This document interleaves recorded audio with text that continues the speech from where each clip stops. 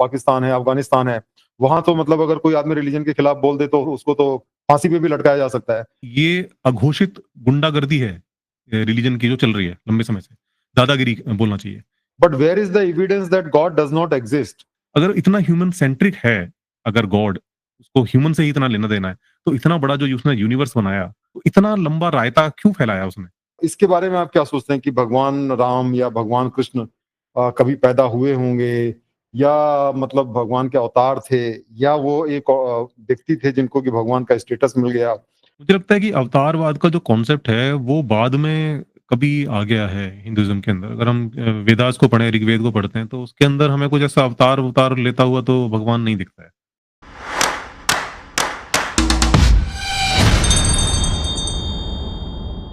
हुँ, अर्पित, आपका बहुत स्वागत है और जी सर। मैं एक्चुअली बहुत दिनों से आपके बहुत सारे वीडियोज़ मैंने देखे आपके यूट्यूब चैनल पे और उनसे मैंने बहुत सारी चीज़ें सीखी क्योंकि मैंने देखा कि आप कोई भी वीडियो जब डालते हैं तो उसमें काफ़ी रिसर्च करके डालते हैं और डेफ़िनेटली वो बहुत ही एजुकेशनल होती है किसी भी पर्सन के लिए। तो मैंने आपकी बहुत सारी वीडियोज़ देखी और मैंने देखा कि उसमें एक आपका जो एक फ़ेवरेट टॉपिक है, वो है कि जिसमें आपका ये मानना है कि भगवान नहीं है, there is no God in this world. और जैसा कि आपकी ये वीडियो से मुझे लगा कि शायद आप एथीस्ट हैं या भगवान को नहीं मानते हैं या नास्तिक हैं।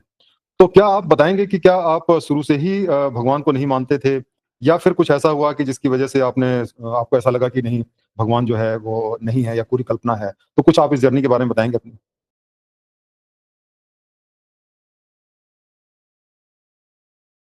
सबसे पहले तो थैंक यू आपने मुझे मौका दिया अपने चैनल पर इनवाइट किया, इसके लिए आपका बहुत-बहुत धन्यवाद और मैंने भी आपके बारे में पढ़ा है और आप जो काम कर रहे हैं, वो वाक़ई में बहुत अच्छा है समाज के लिए। और मैं तो चाहता हूँ ज़्यादा से ज़्यादा लोग इस तरह के हों जो कि इस बारे में लोगों को अवेयर करें। क्योंकि मैंने जो अपनी जर्नी की अगर मैं बताऊँ तो वो ये थी कि मैं जाकर बहुत लास्ट में जाकर मुझे इस चीज़ का रियलाइज़ेशन हुआ। और इसीलिए मैं चाहता हूँ कि लोग समाज के अंदर ऐसे लोग हों जो कि कम से कम लोगों को पता भी चले कि हाँ, ये भी एक हमारे पास ऐसे भी सोचा जा सकता है, ये भी एक विकल्प है। और शायद इसी चीज़ की कमी थी जिसकी वजह से मेरी जो जर्नी है उसमें मुझे इतना टाइम लग गया। मैं बचपन में तो आस्तिक ही था मतलब मानता था कि गॉड तो एग्ज़िस्ट करता ही है और जैसे कि हमारे यहाँ सब जितने भी जो हमारे समाज में जो लोग होते हैं तो बचपन से उनको यही पता होता है कि भई गॉड तो एग्ज़िस्ट करता ही है, उस पर तो कोई इफ बट वाला सवाल ही नहीं बनता है। तो मैं भी ऐसा ही था उन्हीं लोगों में से था। लेकिन कहीं न कहीं मेरे अंदर एक ये था कि एक थोड़ी-सी रैशनैलिटी ये थी कि मैं सोचता था चीज़ों के बारे में कि अगर ये कोई चीज़ अगर हम मान रहे हैं तो इसके मानने के पीछे कोई ना कोई लॉजिक तो होगा। गॉड मेरे सवालों के दायरे में बहुत समय तक नहीं था, लेकिन बहुत सारी चीज़ें सवालों के दायरे में थी ऑलरेडी जिसमें कि बहुत सारी जो हमारी कल्चरल प्रैक्टिसेज़ हैं, जो कि हमारे जो रिचुअल्स वगैरह हैं, ये सब चीज़ें तो मैं सोचता था इनके पीछे क्या लॉजिक है? हम अगर ऐसा कर रहे हैं तो इससे क्या वाक़ई में कुछ फ़र्क पड़ रहा है, नहीं पड़ रहा है? जैसे हम कुछ यज्ञ कर रहे हैं, हवन कर रहे हैं या मंदिर में जाके प्रार्थनाएँ कर रहे हैं, तो क्या ये वाक़ई में वर्क करती होंगी? तो ये क्वेश्चन मेरे अंदर चला करता था। और मुझे कहीं हद तक मुझे लगता था कि आई डोंट थिंक ये वर्क करती होंगी क्योंकि अगर हम देखें इस तरह से अगर चीज़ें हो जाती हों, तो फिर तो ये बहुत आसान हो जाएगा। तो फिर कहीं पर कोई किसान है जो कि बारिश के लिए प्रार्थना कर रहा है और फिर कहीं पर कोई और है जो कि कह रहा है कि भई बारिश हो गई तो मेरा मेरे पास छत नहीं है, तो मैं रहूँगा कहाँ पर? तो ये जो है इस तरह की जो चीज़ें एग्ज़िस्ट करती हैं, तो किसकी प्रार्थना सुनी जाएगी, किसकी नहीं सुनी जाएगी? तो ये चीज़ें अंदर सवाल पैदा करती थी कि भई ये जो प्रार्थना वगैरह का जो कॉन्सेप्ट है या फिर हम अपनी कुछ यज्ञ करते हैं, हवन करते हैं, सोचते हैं कि इससे शायद कुछ हमारा बेहतर हो जाएगा। तो मतलब मुझे लगता था ये सारी चीज़ें तो सच नहीं ही होनी चाहिए। हालाँकि फिर भी मतलब थोड़ा बहुत विश्वास था अंदर लगता था कि वो हो सकता है अब इतने सालों से चली आ रही हैं चीज़ें, तो मेबी कोई ना कोई लॉजिक हो इनके पीछे। तो उसी लॉजिक को ढूँढने की कोशिश करता रहता था, अलग-अलग किताबें पढ़ता रहता था, रिलिजियस स्क्रिप्चर्स भी बहुत सारे तलाशे, कुछ जो गुरुज़ वगैरह थे उनकी किताबें पढ़ी। तो बहुत ज़्यादा कुछ सैटिस्फैक्शन मिला नहीं। तो ये सब चलता रहा उसके बाद में लाइफ़ के एक दौर में मैं पहुँचा हूँ और उसके बाद मैंने ओशो को पढ़ना शुरू करा। तो ओशो से पढ़ने से मेरे को फ़ायदा ये हुआ कि उन्होंने मुझे एक्चुअल में सोचने का तरीका सिखाया। और दिक्कत यहीं पर होती है कि यहाँ पर हम देखते हैं कि लोग जो हैं हमारे समाज में, बहुत सारे जो लोग हैं जो किसी भी चीज़ को फ़ॉलो करे जा रहे हैं, उनके साथ दिक्कत ये है कि उनको सोचने का तरीका नहीं आता और वो कहीं सिखाया भी नहीं जाता। आप स्कूल की एजुकेशन को अगर पकड़ लें तो वहाँ पर रट्टा मार पढ़ाई है। लेकिन सोचें कैसे? कैसे सोचें, कैसे विचार करें? कोई तथ्य अगर हमारे सामने रखा गया है, उस तथ्य को हम कैसे जाँचें, परखें, कैसे समझें कि भई ये तथ्य जो है ये सही है या गलत है? तो ये जो चीज़ है ये हमें नहीं सिखाई जाती और ख़ास तौर पर जहाँ पर बात बिलीफ्स की आती है, फ़ेथ की आती है, तो वहाँ पर तो चीज़ें और कॉम्प्लिकेटेड हो जाती हैं क्योंकि हमारे कुछ ऐसे बायसेस हैं जो कि बचपन से जो हमारे दिमागों में भर दिए गए और वो जुड़े चले आते हैं साथ में। तो वहाँ पर तो सवाल उठाने में आदमी एक तो घबराता भी है, डरता भी है कि भई मैं भगवान पर सवाल उठा रहा हूँ। अरे! अरे! ये तो बहुत अनर्थ हो जाएगा, भगवान पर कैसे सवाल उठा सकते हैं? अरे! मैं अपनी परंपराओं पर सवाल उठा रहा हूँ। ये हमारी परंपराएँ इतनी पुराने समय से चली आ रही हैं, तो मैं तो जो है अपने धर्म का द्रोही हो जाऊँगा। तो ये चीज़ें हैं जो हमें रोकती भी हैं। तो ओशो को पढ़ने से फ़ायदा ये हुआ कि एक तो उन्होंने सोचने का तरीका मेरे को बताया कि ऐसे भी सोचा जा सकता है, आप सवाल भी कर सकते हो।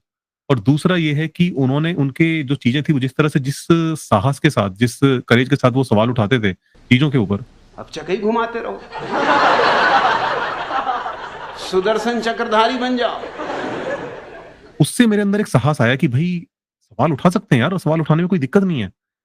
तो वहाँ से जर्नी मेरी स्टार्ट होती है और फिर उसके बाद मैंने चीज़ों को अच्छे से पढ़ना, जाँचना शुरू किया। मैंने कहा कोई बात नहीं, हर चीज़ को सवाल करेंगे, समझेंगे, उसके बाद अगर वो सच निकलेगी तो ठीक है एक्सेप्ट कर लेंगे, नहीं निकली तो कोई बात नहीं फिर उसे तो ये यहाँ से चीज़ें समझनी की तरफ जर्नी स्टार्ट हुई और फिर बहुत सी और किताबें पढ़ी, जो बाहर के भी जो रैशनलिस्ट थे उनको भी पढ़ा, तो चीज़ें काफ़ी क्लियर हुई।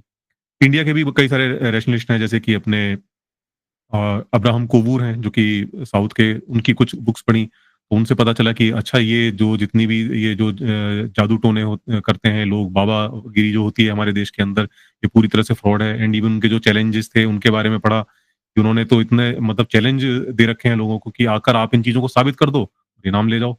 लेकिन कोई भी सामने नहीं आ रहा साबित करने के लिए। लोगों को चैलेंजेस दिए हैं और वो चैलेंजेस कोई फुलफिल नहीं कर पाया और उन्होंने तमाम लोग जिनको अपने पूरे उन्होंने लाइफ में एक्सपोज़ किया, उन सब के बारे में पढ़ा, तो दिमाग काफ़ी खुल गया। लेकिन अभी भी कहीं न कहीं एक अंदर ये था कि ठीक है, मतलब ये सब चीज़ें तो ठीक है नहीं होती हैं, लेकिन कोई तो शक्ति होगी, कोई तो पावर होगी, जो कि ये सब चला रही होगी। तो वो चीज़ भी उसको क्लियर होने में थोड़ा-थोड़ा टाइम लगा। ये जो दौर है इस टाइम पर मैं थोड़ा स्पिरिचुअल टाइप का था। मैं लगता था कि कोई शक्ति है, कोई पावर है, समहाउ किसी तरह से वो वर्क कर रही है।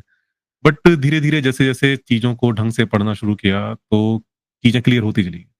और उसके बाद फिर यही समझ में आया कि भई जब कोई एविडेंस ही नहीं है आज तक, हम जिस चीज़ का कोई एविडेंस ही नहीं खोज पाए आज तक, इतिहास से लेकर आज तक, तो उस चीज़ पर बिलीव करने का, फ़ेथ रखने का कोई लॉजिक बनता नहीं है।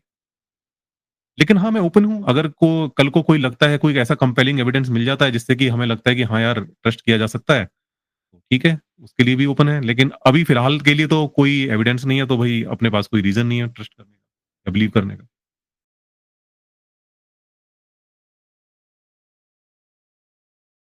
लेकिन अर्पित, जैसा कि आप जानते हैं कि इस दुनिया में ऑलमोस्ट 80 टू 90% लोग भगवान पे विश्वास करते हैं। और अगर हम इंडिया की बात करें स्पेसिफिकली, तो इंडिया के अंदर तो मुझे लगता है कि 95% से भी ज़्यादा लोग विश्वास करते होंगे। तो उनको भगवान पे विश्वास करने के कुछ तो कारण है। आपने ज़रूर स्टडी किया होगा कि वो भगवान पे विश्वास क्यों करते हैं? आखिरकार वो भी तो रैशनल लोग हैं, वो भी काफ़ी एजुकेटेड लोग हैं और बहुत सारे लोग जो हैं वो साइंटिस्ट हैं, रिसर्चर्स हैं और पीएचडीज़ हैं। तो मतलब ऐसा क्यों है कि काफ़ी लोग जो हैं, जो कि साइंस के इतने स्टूडेंट्स, आजकल तो साइंस सबको पढ़ाई जाती है क्लास 10 तक, और बहुत से लोग बीएससी करते हैं, एमएससी करते हैं, पीएचडी करते हैं।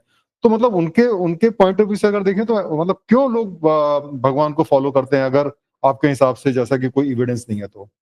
एक्चुअली कई सारे रीज़न हैं। एक तो कहें कि एक बचपन से की गई कंडीशनिंग है, जो कि हमें बचपन से सिखाया गया है। वो एक कंडीशनिंग है जो कि उसको ब्रेक करना सबसे हार्ड होता है, सबसे मुश्किल वही होता है। दूसरी एक चीज़ है कि जो एजुकेशन की अगर हम बात करें कि भई एजुकेटेड लोग हैं, वो भी बिलीव कर रहे हैं।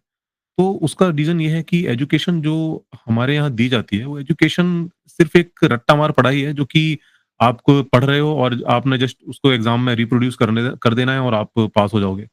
वो सोचने का तरीका नहीं सिखाती आपको। आप जो कुछ भी पढ़ रहे हो, इवन अगर आप साइंस भी पढ़ रहे हो, तो साइंस में जो कुछ आपने पढ़ा, तो उस साइंस को हम जीवन में कैसे उतारें? वो जो साइंटिफिक थिंकिंग है, वो कैसे पैदा हो, उसके बारे में कोई सिखाता नहीं है आपको। जस्ट बट ये आपको प्रॉब्लम तो पूरे दुनिया में है। मैंने देखा है कि ये तो इवन जैसे अगर अमेरिका में भी आप जाएँ, तो वहाँ पे भी करीब 80-90% लोग भगवान पे विश्वास करते हैं। हुँ, हुँ। उसका रीज़न यही है कि जो बचपन की जो कंडीशनिंग है ना, वो ब्रेक करना बड़ा मुश्किल होता है। और फिर हम देखते हैं कि हमारे मम्मी-पापा, हमारा परिवार और आस-पास जितने लोग हैं वो सब उन चीज़ों को मान रहे हैं और उनको फ़ॉलो कर रहे हैं। जब हम देखते हैं ना कि बहुत सारी जो भीड़ है, जब वो जा रही है तो हमें भी लगता है कि यार इतनी सारी जब भीड़ किसी चीज़ को फ़ॉलो कर रही है, तो इसका मतलब सही होगी म वो। वो सही होगी। मैं कोई इतना अलग थोड़ी हूँ कि जो इन सब से मैं कुछ अनोखा सोच पाऊँ। तो हमें लगता है कि इतनी सारी भीड़ जब फ़ॉलो कर रही है तो दैट मीन्स कि कुछ ना कुछ तो होगा ही। और वही है कि वो बाकी भीड़ में जितने भी लोग हैं वो भी यही सोच रहे हैं कि भाई इतनी भीड़ फ़ॉलो कर रही है। तो ये जो चीज़ है इसी तरह से लोग फ़ॉलो करते चले जाते हैं। तो एक ये चीज़ है जो कि लोग फ़ॉलो करते हैं और अ, जीवन भर फ़ॉलो करते रहते हैं। मैं तो इवन ऐसे फ़ील्ड में था, एस्ट्रोलॉजर था मैं, कई बार बता चुका हूँ, आप भी शायद जानते होंगे। तो मैं जैसे फ़ील्ड में था तो मैं देखता था कि कई बार जो लोग आते थे, बहुत पढ़े-लिखे लोग होते थे। मतलब ऐसे अच्छे-अच्छे जो रैंक के ऑफ़िसर्स, आईएएस, पीसीएस, आईआरएस ये सब मतलब आते थे और अ, उनके भी मतलब मैं तो क्योंकि जो ये जो हमारे यहाँ पे जो कम से कम ये जो पढ़ाई है, पीसीएस का जो एग्ज़ाम होता है, ये मतलब one of the toughest exam है और इसके लिए बहुत ज़्यादा स्टडी करनी पड़ती है, बहुत ज़्यादा पढ़ना पड़ता है। तो अगर इतना पढ़कर भी दिमाग नहीं खुल रहा है, तो दैट मीन्स कि कुछ ज़्यादा ही और गहरे लेवल पर समस्या है। तो वो उसका रीज़न फिर मुझे लगता है कि यही है कि एक तो ये है कि जो पढ़ाई है, वो सोचने के ढंग में बदलाव नहीं ला पा रही और दूसरा है कि वो तरीका है उसको बताने वाला भी कोई भी नहीं है। क्योंकि जब आप देखो कि कहीं हर जगह पर प्रचार चल रहा है धर्म का। आप टीवी चैनल लगा लो, आप सोशल मीडिया उठा लो, आपको तमाम रील मिल जाएँगी बाबाओं की, तमाम ज्योतिषियों की वगैरह की। लेकिन रैशनैलिटी पर बात करने वाले बहुत कम हैं और वो लिटरेचर में भी उतना हमें दिखाई नहीं देता। तो उसका रीज़न ये है कि मतलब लोगों को वो एक्सेस ही नहीं है ना, लोगों के पास वो चीज़ पहुँच ही नहीं रही और उसका भी रीज़न ये है कि क्यों नहीं पहुँच रही क्योंकि जो मेनस्ट्रीम मीडिया है, जिस तरह की बातें हम करते हैं खुलकर रिलिजन के बारे में, गॉड के बारे में, उन चीज़ों को कोई भी मेनस्ट्रीम मीडिया जगह नहीं देना चाहती। क्योंकि वो जानते हैं कि भई उसको उनको अगर काउंटर जगह करने वालों का व्यू जो है पर्सपेक्टिव नहीं प्रेज़ेंट किया जाता है। जैसे हाँ, कि मैं रिलीजन है वो फ़िल्मों में दिखाया जाता है, मीडिया में दिखाया जाता है और उसकी तारीफ़ की जाती है, लेकिन जो एथीस्ट हैं या मान लीजिए जो उसको क्रिटिसाइज़ करते हैं या जो इस बात को नहीं मानते, उनको प्रॉपर स्पेस नहीं मिलता मीडिया में। ऐसा नहीं लगता आपको? हुँ। बिल्कुल, बिल्कुल, ये है, ये सच है। एक तरह से मतलब कहूँ तो ये अघोषित गुंडागर्दी है रिलिजन की जो चल रही है लंबे समय से। दादागिरी बोलना चाहिए कि हुँ। भई हम तुम्हें कहीं दिखने नहीं देंगे हुँ। और ये सब जगह चलती है। आप मेनस्ट्रीम मीडिया पर जाकर ऐसी कोई बात कर ही नहीं सकते हो। और मुझे ये भी लगता है कि हमारे देश में अगर आपने कुछ कह दिया मीडिया मतलब रिलीजन के बारे में या उसके अगेंस्ट में, तो फिर लोगों के सेंटिमेंट हर्ट हो जाते हैं, फिर लोग जो है वो पुलिस केस की धमकी देने लगते हैं, फिर इसलिए भी लोग अवॉइड करते हैं। खैर हमारे यहाँ पे मान लीजिए उतना स्ट्रिक्ट तो नहीं है, लेकिन जैसे अगर आप देखें तो पाकिस्तान है, अफ़गानिस्तान है, वहाँ तो मतलब अगर कोई आदमी रिलीजन के खिलाफ बोल दे तो उसको तो फांसी पे भी लटकाया जा सकता है। लेकिन इंडिया के अंदर भी अगर रिलीजन के अगेंस्ट में कोई बोलता है, तो अक्सर जो है वो लोग उनके सेंटिमेंट हर्ट्स हो जाते हैं। फिर पुलिस केस हो जाता है और मेरे ख्याल से इस वजह से भी लोग जो है इन चीज़ों से बचना चाहते हैं। और रिलीजन के अगर मान लीजिए विश्वास भी नहीं करते हैं तो वो इसलिए भी नहीं करते होंगे कि शायद लोगों के सेंटिमेंट हर्ट हो जाते होंगे। हाँ, तो बिल्कुल, बिल्कुल। ये भी रीज़न है और मुझे लगता है कि कई बार कुछ जो कहें कि वीआईपीज़ हैं या मतलब ऐसी पर्सनैलिटीज़ जिनको बहुत लोग जानते हैं, फ़ॉलो करते हैं। वो लोग भी इन बातों पर बोलने से बचते हैं क्योंकि वो नहीं चाहते कि कोई विवाद पैदा हो जाए। मेबी अंदर से वो उतने कहें कि रिलीजियस नहीं है। रैशनल हो काफ़ी और बट फिर भी वो इन बात चीज़ों पर खुलकर नहीं बोलते। अच्छा ये चीज़ अक्सर जो है ये तर्क दिया जाता है कि साइंस जो है वो ठीक है भाई गॉड का हमने कोई एविडेंस नहीं दिया, but where is the evidence that God does not exist? ये भी कहते हैं कि भई ये आप कैसे प्रूफ करेंगे भगवान एग्जिस्ट नहीं करता है? मतलब तो ये रिस्पॉन्सिबिलिटी कभी आपने इस बारे में सोचा कि आपने कुछ ऐसे रीजंस या ऐसे साक्ष्य जुटाए जिससे ऐसा लगता है कि भगवान एग्जिस्ट नहीं करते हैं? क्योंकि एक तो प्रूफ करना भगवान एग्जिस्ट करते हैं, हुँ, तो भगवान एग्जिस्ट करने के लिए बहुत सारे जैसे क्रिएशनिस्ट थ्योरी रहती है, जो कि बहुत से लोग ये मानते हैं कि आत्मा जो है वो परमात्मा का रूप है। जैसे अगर आप महात्मा गांधी की बात करें, तो वो हमेशा कहते थे कि जो इनर वॉइस होती है, वॉइस ऑफ गॉड होती है और वो जो भी आप देखेंगे मूवमेंट करते थे वो उनको ऐसा लगता था कि जो इनर वॉइस ऑफ गॉड है। हुँ, हुँ। तो ऐसे कई सारे तर्क जो हैं वो देते हैं, भले ही वो साइंटिफिकली वैलिड हो या ना हो, लेकिन डेफिनेटली बहुत सारे तर्क हैं और वो ये कहते हैं कि भाई ठीक है, हमारे तर्क जो है वो साइंटिफिकली वैलिड अगर नहीं भी हैं, तो आपके पास ऐसे क्या प्रूफ हैं कि भगवान एग्जिस्ट नहीं करते हैं? तो क्या आपने कुछ इस बारे में सोचा, कुछ ऐसी चीजों के बारे में, ऐसे रीजंस, लॉजिक या एविडेंस के बारे में जो ये एस्टेब्लिश करते हैं कि भगवान नहीं है? वैसे तो देखिए कि ये कहना कि इस चीज़ को साबित करो कि भगवान नहीं है, और ये अक्सर ही जो थीस्ट होते हैं उनकी तरफ से करा जाता है कि ठीक है, आप हम भगवान को साबित नहीं कर पा रहे, लेकिन आप भी तो साबित नहीं कर पा रहे ना भगवान नहीं है।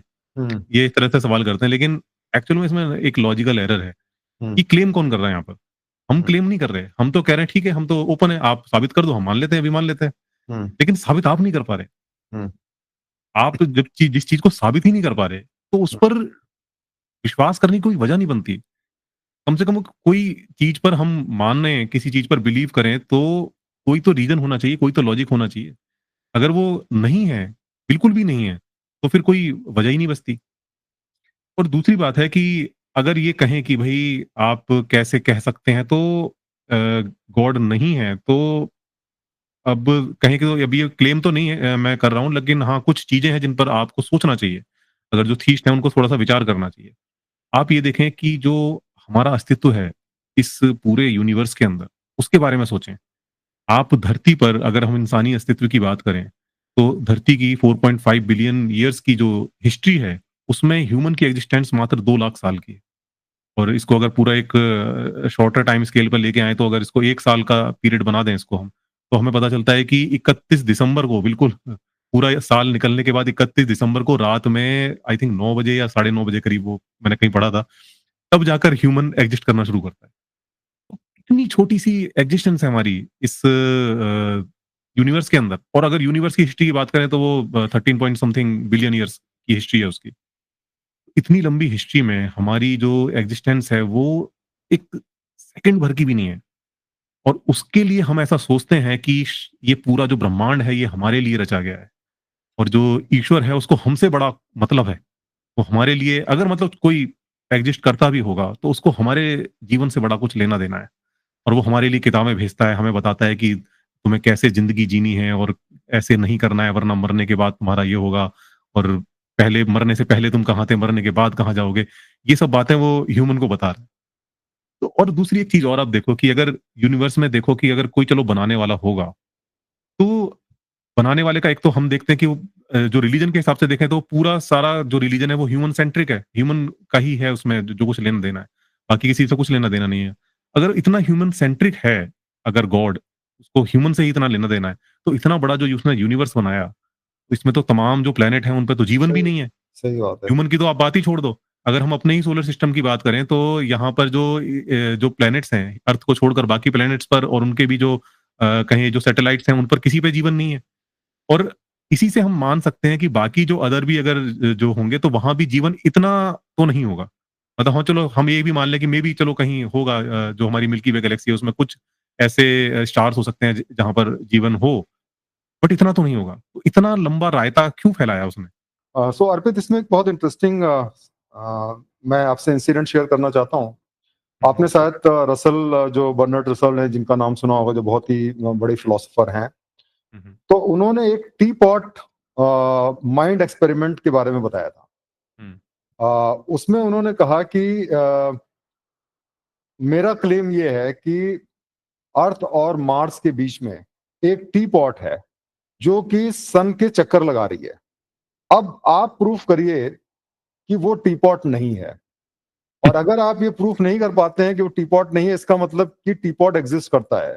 हुँ, वो बेसिकली उन्होंने इस बात पे कहा था कि जो लोग ये कहते हैं कि गॉड को आप प्रूफ करिए, और अगर आप हुँ, प्रूफ नहीं कर पाते हैं तो इसका मतलब गॉड है। तो हुँ, उन्होंने उस पे ये काउंटर किया, बहुत ही फेमस रसल टीपॉट थ्योरी है कि हुँ, आप अगर ये प्रूफ ना कर पाए कि एक टीपॉट, मैंने क्लेम कर दिया कि एक हुँ, टीपॉट वहां पे रोटेट कर रहा है, हुँ, और हुँ, बर्डन ऑफ प्रूफ आपके ऊपर डाल दिया कि अब आप प्रूफ करो कि वो टीपॉट नहीं है, और हुँ, अगर वो टीपॉट नहीं, इसका मतलब कि टीपॉट है। तो हुँ, वो बिल्कुल जो लोग इस तरीके का लॉजिक देते हैं कि अनलेस यू प्रूव कि God does not exist, it is believe that God exist, उनका लॉजिक कुछ इसी चीज से मिलता जुलता है। हाँ, ऐसा ही क्योंकि है। क्योंकि ये चीज है कि जो बर्डन ऑफ प्रूफ होता है उसके ऊपर होता है, जो ये क्लेम करता है कि गॉड एग्जिस्ट करते हैं या गॉड के वो कैरेक्टरिस्टिक्स हैं। लेकिन इसमें बहुत सारी और भी थ्योरीज हैं, जैसे कि एक थ्योरी ये आती है कि गॉड जो है वो आप इविल के बारे में होती है, कि अगर गॉड जो है एग्जिस्ट करते हैं and God is the symbol of goodness and he is omnipotent, then why there is so much of evil in this world. तो ये एक उनके एग्जिस्टेंस को डिनाई करने के लिए एक आर्गुमेंट दिया जाता है, जो कि मेरे ख्याल से काफी स्ट्रॉन्ग आर्गुमेंट है, क्योंकि इतनी सारी अगर इनइक्वलिटी, इनजस्टिस, इतनी सारी बीमारियां, इतने सारे प्रॉब्लम्स हैं, तो अगर गॉड वाकई में एग्जिस्ट करता होता तो ऐसा क्यों होता। Right. फिर ये भी आर्गुमेंट एडवांस किया जाता है ये प्रूफ करने के लिए गॉड एग्जिस्ट नहीं करते, कि आप अगर देखें तो सारे रिलीजन्स जो हैं वो ये क्लेम करते हैं कि उनके जो प्रॉफिट्स हैं या उनकी जो होली बुक्स हैं वो भगवान के वर्ड्स हैं, लेकिन उनके बीच में कॉन्ट्राडिक्शन है। जैसे कि मान लीजिए अगर हम क्रिश्चियनिटी की बात करें तो उसमें शराब पीना अलाउड है, और वो जीसस क्राइस्ट का जो पहला मिरेकल था वो यही था कि उन्होंने शराब बनाई और वाटर को शराब में कन्वर्ट किया, और वहीं पे इस्लाम में शराब जो है वो मना है। तो ऐसा कैसे हो सकता है कि सेम गॉड एक जगह बोले कि भाई आप शराब पियो और एक जगह बोले कि ना पियो आप। उसके बाद में आप देखिए जैसे हिंदू रिलीजन है, इसके अंदर तलाक का कोई प्रोविजन नहीं है। वहीं पे अगर आप देखें तो जो क्रिश्चियनिटी है या इस्लाम है उनके धर्म ग्रंथों में तलाक का प्रोविजन है। जैनिज्म के अंदर आप अगर देखें तो वहां पे आपको जो है नहीं मिलेगा कि आप मीट खा ही नहीं सकते, और वहीं पे अगर आप देखें तो बकरीद थोड़े दिन पहले गई है, और इस्लाम के अंदर जो है वो बकरे की जो बलि दी जाती है वो एक होली फंक्शन की तरह ट्रीट किया जाता है। वहीं पे जो ज्यूज हैं अगर आप देखें या जो इस्लाम है, वहां पे मूर्ति पूजा जो है बहुत बड़ा गुनाह माना जाता है, और अगर कोई मूर्ति पूजा करता है तो उसको मतलब डेथ सेंटेंस का प्रोविजन है। और वहीं पे हिंदुइज्म के अंदर जो है वो मूर्ति पूजा जो है एक कॉमन प्रैक्टिस है। तो सवाल ये उठता है कि अगर वाकई में भगवान होते और सारे जो धर्म ग्रंथ हैं वो भगवान के ही शब्द हैं, तो कैसे ये अलग अलग हो सकते थे। सही बात, तो बिल्कुल। इस वजह से तो ये भी एक आर्गुमेंट दिया जाता है कि अक्सर कि भगवान जो है इस वजह से भी, तो इससे ये लगता है कि ये कहानी जो धर्म ग्रंथ है अक्सर ये कोरी कल्पनाएं हैं, या लोगों ने, बहुत ही महान लोग हैं, बहुत हाई इंटेलेक्चुअल लोग हैं जिन्होंने इसको लिखा, क्योंकि अगर ये चीजें हजारों साल से चली आ रही हैं तो जरूर इसके अंदर कुछ ना कुछ सच्चाई है, लेकिन उसको प्रेजेंट करने के लिए उन्होंने बहुत सारी फिक्शंस का, मैथोलॉजी का सहारा लिया। और असली में देखा जाए तो उसके अंदर कोई भी ऐसी नहीं है कि किसी भगवान ने उनको आकर के बताया कि भाई ऐसा करो, क्योंकि अगर ऐसा होता तो डेफिनेटली सारे भगवान एक ही बात करते, भगवान एक ही बात करते, अलग अलग धर्म के लोगों को अलग अलग बात तो नहीं करते, है कि नहीं। सही बात, बिल्कुल। और इसमें ये भी है कि मतलब जो रिलीजन जहां पर जन्म लिया है उसने, उसका कहें कि उसमें जो वो चीजें हैं वो उसी के साथ मतलब वैसी ही दिखती हैं आपको। जैसे कि इस्लाम है, उसने अरब की धरती पे जन्म लिया तो वहां पर उतनी वेजिटेशन नहीं थी, तो हाँ। वहां पर इसलिए वहां पर जो है हलाल वाली प्रथा हमें देखने को मिलती है, और वो मीट का वहां पर अलाउड हमें देखने को मिलता है। और इसी तरह की हम इंडिया में देखें तो इंडिया में तो भाई काफी मतलब हरियाली थी, तो यहाँ पर जो है हमें वेजिटेरियनिज्म ज्यादा देखने को मिलता है। तो उसका मतलब सीधा साधा मतलब जो कल्चर से है। और इसी तरह से मैंने कहीं पढ़ा था कि जो तिब्बत में जो रिलीजन था, अब तो शायद बुद्धिज्म है, बट वहां पर जो भी मतलब उस पुराने टाइम में जो रिलीजन था उसका जो हेल है वो ठंडा है। अच्छा। वो ठंडा है। और जो हम पढ़ते हैं इनका जो इस्लाम का जो हेल है वहां पर हाँ, आगे ही आगे। आगे आगे सही बात है। तो वो जहाँ पे जो चीज लोग प्लेजेंट होती है, जो चीज लोगों को लगता है कि बड़ी अच्छी होगी, जैसे रेगिस्तान वाले आदमी के लिए सबसे बढ़िया चीज ये हो सकती है कि भाई किसी हिल स्टेशन पे पहुंच जाओ, और जो हिल पे रह रहा है जहाँ पे माइनस में टेम्परेचर चल रहा है उसको लगता है कि थोड़ा प्लेन में चले जाओ जहाँ पे टेम्परेचर कम हो, उसके लिए वही जन्नत है। तो मेरे ख्याल से ये बात बिल्कुल सही है आपकी। तो लेकिन ये जो भगवान है, मतलब ठीक है, मैं एक इस चीज में ये सोचता हूँ कई बार कि भाई देखिए जो कुछ लोग भगवान को मानते हैं, कुछ लोग भगवान को नहीं मानते हैं, और इसके वजह से एक दूसरे के बीच में एक डिस्ट्रस्ट भी रहता है कि जो रिलीजियस लोग हैं उनको ऐसा लगता है कि जो एथीस्ट लोग हैं वो मतलब जो है अज्ञानी हैं, या मेटेरियलिस्टिक हैं, या माया के चक्कर में वो फंसे हुए हैं, जबकि हकीकत में जो है वो तो आत्मा है, या जो हकीकत है मतलब जो है उसको नहीं समझ पा रहे हैं। और वहीं पे जो आपके जो साइंटिस्ट ले लीजिए या रैशनलिस्ट लोग हैं, वो सोचते हैं कि ये जो धार्मिक लोग हैं वो इल्यूजन का शिकार हैं। उनको लगता है कि धार्मिक लोग जो हैं वो तो किस तरीके से हम इस ब्रिज को जो है, इसको हम बाँट सकते हैं, दोनों के बीच की डिस्टेंस को कम कर सकते हैं? अ, उसका तरीका यही है, डिस्टेंस तो मुझे ख्याल से एक तरफ से ही है, क्योंकि वो सच्चाई को स्वीकारना नहीं चाहते। वो अपनी कल्पनाओं में ही जीना चाहते हैं, वही उनको अच्छा लगता है, उसी में अच्छा लगता है। और क्यों अच्छा लगता है? क्योंकि वो बचपन से जो उनको सिखाया गया है, जो बचपन के जो बाइसेस हैं, वो जब भी उनको उनके ऊपर आप क्वेश्चन करते हो, तो वो डिस्कम्फर्ट उनके अंदर पैदा होता है। और ये भी एक कहें कि एक पूरी स्टडी है कि वो डिस्कम्फर्ट क्यों पैदा होता है। आपने शायद पढ़ा हो कि वो एक बुक है, व्हेन प्रोफेसी फेल्स। अच्छा। तो उसके अंदर उन्होंने यही बताया है कि किस तरह से वहाँ पर एक कल्ट चला करता था शिकागो के अंदर। तो उसकी जो एक महिला थी जो उसको ऑटोमेटिक राइटिंग का दावा करती थी। हुँ। तो उसने एक पूरा कल्ट फॉर्म हो गया था। उसने ये कहा था कि जो दुनिया है वो फला-फला डेट को एंड हो जाएगी। वो सारे उसमें बिलीव कर रहे थे और वो ये मान रहे थे कि उनके कल्ट को बचाने के लिए जो भगवान है वो एलियंस को भेजेगा और उनको वहाँ से निकाल के ले जाएगा। वो उसमें बहुत इतने गहरे से बिलीव कर रहे थे कि लोगों ने अपनी जॉब छोड़ दी, अपनी प्रॉपर्टी बेच दी, अपनी इवन जो कपड़े थे उनके जिप उनमें से जिप निकाल दी, उनमें से जो मेटल पार्ट्स थे वो सारे निकाल दिए ताकि यूएफओ में बैठने में दिक्कत ना आए। तो इतना अच्छा, सीरियसली वो उस चीज़ को ले रहे थे और अच्छा। वो प्रोफेसी लास्ट में फेल होनी थी, वो फेल हो गई। तो जो वो रिसर्चर्स थे जो उस पूरे कल्ट पे रिसर्च कर रहे थे, उन्होंने पाया कि उनके अंदर एक बहुत गहरा डिस्कम्फर्ट आया उस चीज़ को लेके। उनके वो जो फॉलोअर्स थे, जब ये चीज़ हुई। लेकिन उसके बाद में क्या हुआ, डिस्कम्फर्ट हुआ, उनको लगा कि अब शायद ये इस कल्ट से इनका मोह भंग हो जाएगा और अब ये इसको छोड़ देंगे। हुँ। लेकिन ऐसा नहीं हुआ। जो उसकी जो लीडर थी, उसने 1-2 दिन लगाए और उसके बाद में उसको दोबारा से कहा कि मेरे को इंस्पिरेशन आ रही है, उसने कुछ लिखना शुरू करा। उसने बताया कि जो ईश्वर है, वो हमारी प्रार्थनाओं से बहुत खुश है और उसने प्रलय के दिन को टाल दिया है। और अच्छा। ये सुनते ही पूरी हर खुशी चीज़ की का लहर दौड़ गई। हर सब चीज़ का एक्सप्लेनेशन। एक दूसरे को बधाई देने लगे। तो हाँ। बेसिकली यही है कि लोगों को अगर कोई एक्सप्लेनेशन मिल जाता है, और हुँ, एक्सप्लेनेशन देने वाले बहुत हैं रिलीजन में। हुँ। आप सवाल करें और उस सवाल का उनको कोई ना कोई जवाब दे देगा, और जवाब भी क्या होता है, वो सिर्फ़ एक तिनके का सहारा होता है। जो धार्मिक लोग हैं, उनकी स्थिति क्या होती है कि वो एक ऐसे हैं कि उनको तिनके का सहारा चाहिए, और उनको तिनके का सहारा मिल गया, उसमें उनका काम हो जाता है। उनको पूरे सच से मतलब नहीं है। एक्चुअल में वो अपने जो डिस्कम्फर्ट है, जब हम उनकी चीज़ों को चैलेंज करते हैं, उससे जो डिस्कम्फर्ट पैदा होता है, वो उसको कैसे कम किया जाए, वो उसका सॉल्यूशन ढूँढ रहे हैं, उनको सच नहीं चाहिए। उनको जो डिस्कम्फर्ट पैदा हो रहा है, लेकिन वो मैं मतलब अगर कोई हमारी इस बातचीत को सुन रहा है और वो रिलीजियस है, तो मैं कहूँगा कि आप उस डिस्कम्फर्ट की जड़ में जाओ। वो डिस्कम्फर्ट हो क्यों रहा है आपको? अगर कोई आपकी परंपराओं पर, कोई आपके धर्म पर, कोई आपके भगवान पर सवाल उठा रहा है, तो डिस्कम्फर्ट क्यों हो रहा है आपको? अगर सच्चाई है, वाक़ई में अगर आपको लगता है कि आपका गॉड सच है, तो आपको डिस्कम्फर्ट नहीं होना चाहिए, आपको तो कॉन्फिडेंट होना चाहिए, हाँ, मुझे तो पता है, और आप फटाक से उसके जो तथ्य हैं, आप फेंक कर मार सकते हो, लेकिन तथ्य नहीं है। सवाल मुश्किल ये है कि तथ्य नहीं है आपके पास, तथ्य नहीं है, इसीलिए डिस्कम्फर्ट पैदा होता है। अच्छा, ये जैसे हिंदू माइथोलॉजी में या हिंदू जो धर्म है उसके अंदर ये माना जाता है कि भगवान अवतार लेते हैं इंसान के रूप में। भगवान राम हैं, भगवान कृष्ण हैं और ऐसे 10 अवतार माने जाते हैं उनके। हुँ, हुँ। तो अगर भगवान नहीं है तो फिर अवतार का क्या औचित्य है? क्या आप अवतार को मानते हैं या उनको लोग भगवान क्यों मानते हैं?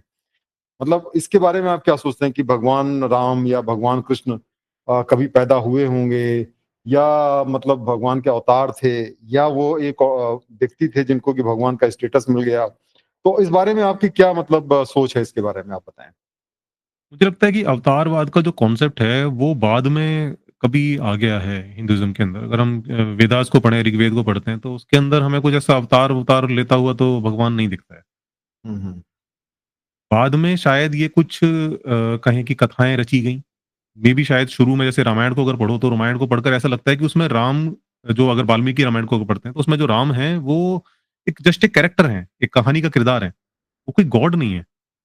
लेकिन वही जब हम तुलसीदास की रामचरितमानस पढ़ते हैं, तो हमें पता चलता है कि वो उनको पूरा गॉडली फिगर बना दिया गया है।